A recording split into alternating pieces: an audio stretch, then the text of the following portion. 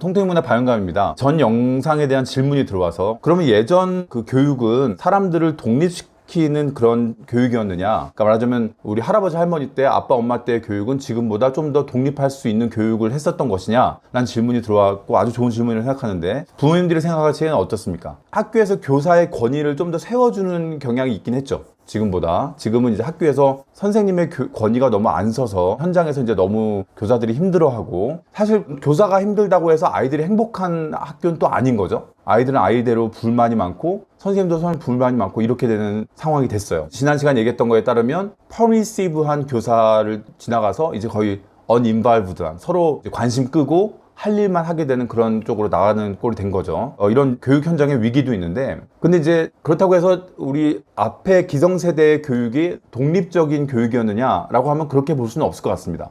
근데 이런 차이는 어디서 오냐면 시대의 구조 차이인데, 포디즘이라고 해가지고 2차 산업혁명 때 컨베이어 벨트를 포드가 채용해서, 그전에는 자동차를 만들 때 한 사람이 거기 정말 기술을 가진 사람이 자동차 하나하나를 다 조립하고 그랬죠. 그러면은 전문적인 지식도 필요했고, 그러면서 시간도 오래 걸리고, 그리고 인건비가 매우 많이 나갔겠죠. 왜냐면 그 사람의 기술의 대가를 줘야 되니까. 그런데 이제 컨베이어 벨트를 채용하면서부터는 매우 단순한 일을 빠르게 처리할 수 있게 됐죠. 너는 여기 앉아서 나사만 쪼여라. 너는 이것만 끼워라. 이것만 시켜서 쫙 지나가면 차 한 대가 완성되는 구조니까 사람들한테 인건비는 적게 줘도 되고, 그 대신 생산량은 확 늘어난 엄청난 혁명이었죠. 그래서 그걸로 대표되는 2차 산업 위주의 제조업의 흐름에서는, 그러니까 말하자면 어느 정도의 문해력이 있고 노동이 가능한 정도만 되면 되는 거예요. 교육을 비판적으로 봤을 때는 이 교육이 아이들을 정말 가장 높은 수준까지 끌어올리는 데 있다기보다는 급선무적이게 가장 필요한 것이 일단 이 산업 역군, 옛날에 산업 역군이란 말을 많이 썼잖아요. 산업 현장에 도움이 되는 노동자를 길러내는 것이 가장 중요한 키포인트 중에 하나였습니다. 그렇게 얘기하면 사람들이 안 좋아하니까 그렇게 대놓고 얘기하지 못했지만요. 그래서 그 학교에서의 교육을 그대로 잘 이수하고 나면 우리는 자연스럽게 회사에 취업을 하고, 그래서 회사에서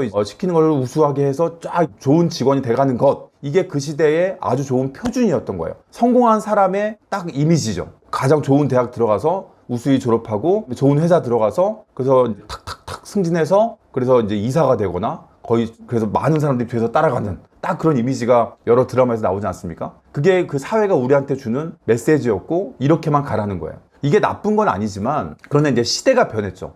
그러니까 예전의 교육은 거기에 맞춘 교육이었다 하고, 문제는 교육이 지금도 비슷한데, 왜냐면 교육의 변화는 쉽지 않으니까. 그러나 아시다시피 시대는 어떻게 변했습니까? 기술의 발전으로 갈수록 사람을 줄이고, 그리고 단순 논문은 AI나 또는 로봇이 할 수 있도록 변화됐고, 앞으로 더더욱 가속화될 거예요. 그러면 예전에 그 단순화된 노동을 하도록 맞춰진 교육은 이제 폐기되거나 심지어 많이 변화되어야 되고, 한 사람 한 사람이 매우 창의적이거나 매우 새로운 걸 파고 나갈 수 있는 그런 능력이 필요한데, 아까 말씀드린 것처럼 교육 현장은 변화가 느릴 수밖에 없어요. 여러 이해관계들이 있고, 기존에 거기에 관련된 사람들이 변화가 생기면 손해를 보는 사람들이 있죠. 그래서 거기에 반대하고, 그러다 보니까 변화가 늦어지면 또 새로운 기술을 교과서에 넣는 것만 해도 얼마나 오래 걸립니까? 그러다 보니까 이제 아이들이 겪게 되는 혼란은, 학교에서 열심히 배웠다고 합시다. 열심히 안 배운 아이들도 많지만 설령 열심히 배우고 우수한 성적으로 졸업을 했다고 하면, 그래서 대학교까지 그랬을 때 회사에 들어갔을 때 이제껏 내가 훈련받은 것은 시킨 것을 열심히 잘하는 거였어요.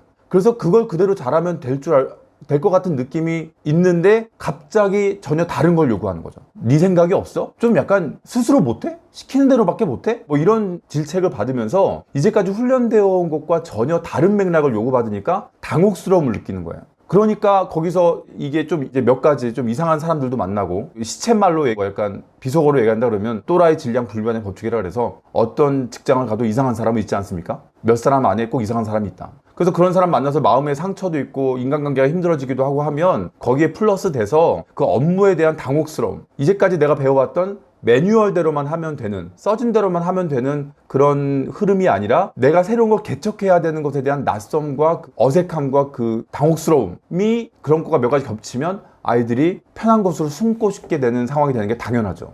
그러니까 이제 게임의 법 법칙이라는 게 이제 게임 이론이라는 게 있잖아요. 생각보다 되게 복잡한 내용이긴 하지만 게임 이론에서 제시하는 것 중에 하나가 각각의 장에서 그때의 게임의 법칙을 아주 재빠르게 캐치할 수 있는 자가 승자가 되죠. 예를 들어 이렇게 볼 수 있습니다. 한 가지를 잘하는 사람이 유리한가요? 여러 가지를 잘하는 사람이 유리한가요?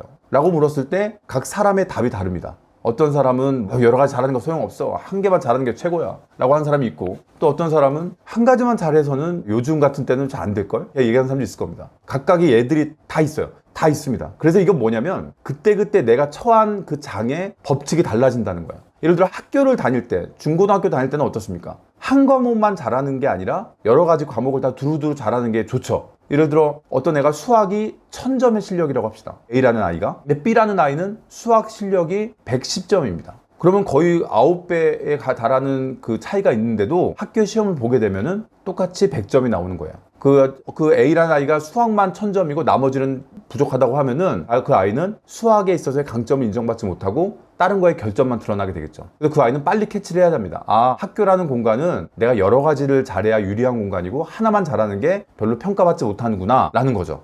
그래서 자기의 부족한 부분을 보완하려는 시도가 있어야 합니다. 근데 그러고 나면 이제 대학교 졸업하고 나서 직장에 갔을 때는 한 가지를 잘하는 사람, 자신의 어떤 딱 주어진 업무나 그 직종에서 스페셜러티를 과시할 수 있는 그런 사람, 그 사람이 이제 높이 평가받는 시대가 오는 거죠. 또 그때 예전처럼 똑같이 여러 가지를 두루두루 잘하는 사람이었다면 당혹스러움을 느끼는 거죠. 이게 아까 말했던 우리 우수하게 중고등학교를 졸업하고 대학교를 졸업하고 회사, 사회에 나가는 아이들이 느끼는 당혹스러움이 여기에 있습니다. 게임의 법칙이 빠르게 변한다는 것을 캐치하지 못하는 거예요. 이 다음 단계는 또 있죠. 회사에서 자신의 그 하나의 스페셜티가 잘 평가돼서 어느 정도까지 올라간 사람이 또 당혹스러운 때가 옵니다. 왜냐하면 이제 관리직으로 올라가게 될 때가 오니까. 그러면 그때는 이제 하나만 잘해서는 안 되거든요. 기술 하나만 잘해서 되는 게 아니라 경영에 대해서도 보는 눈이 생겨야 되고, 사람을 대할 줄 알아야 되고, 정치적인 것도 할 수 있어야 되고, 사람을 관리하고 동기부여하고 이런 여러 가지를 또 다시 탑재해야 합니다. 그러면 또 이제 거기에 따라서 또 이렇게 변화해야 되는 거죠.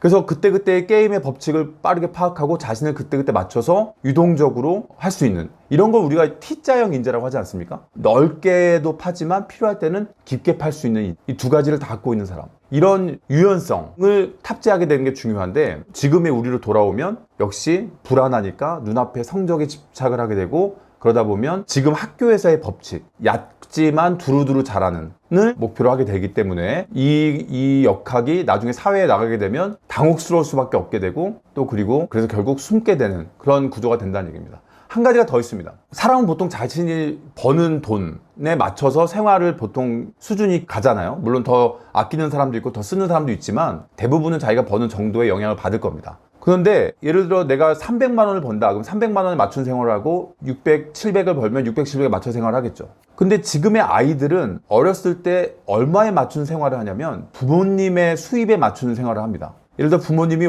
한 달에 500만 원을 번다고 하죠. 집마다 다르겠지만. 그럼 아이들은 500만 원에 맞춘 생활을 하는 거예요. 더더군다나 요즘에는 저축이나 이런 거는 보다는 좀 더 소비하고 이렇게 향유하는 게 많이 문화가 되지 않았습니까? 그래서 좀 더 화려하게 많이 누리는 거죠. 애들이 어렸을 때부터. 그럼 500만 원, 600만 원, 700만 원의 그 문화를 누렸던 애들이 나중에 이제 독립하게 될 때 보면 각자 다르겠지만 아무튼 간에 초봉은 뭐 200만 원 초반대가 될 수 있잖아요. 그러면 그 애가 갑자기 내가 느껴지는 생활의 그 수준이 200 몇십만 원으로 떨어진다고 하면 이거는 너무나 엄청난 문화 충격이죠. 단순히 200 몇십만 원이 아닙니다. 왜냐면 부모님과 함께 있을 때는 모든 게, 이 집에 모든 게 다 해결되고 있을 때인데, 이제 조금씩 독립을 하게 되면 내가 갖고 있는 월급에서 이제 말하자면 그 모든 걸 다 제하다 보면 거기서 느끼는 문화 충격은 어마어마하게 큽니다. 그래서 더더욱더 익숙한 부모님 밑으로 들어가려고 하는 흐름이 생기게 되죠. 그래서 앞에 영상에서 말씀드린 것처럼 이 경제적인 흐름에서의 감각,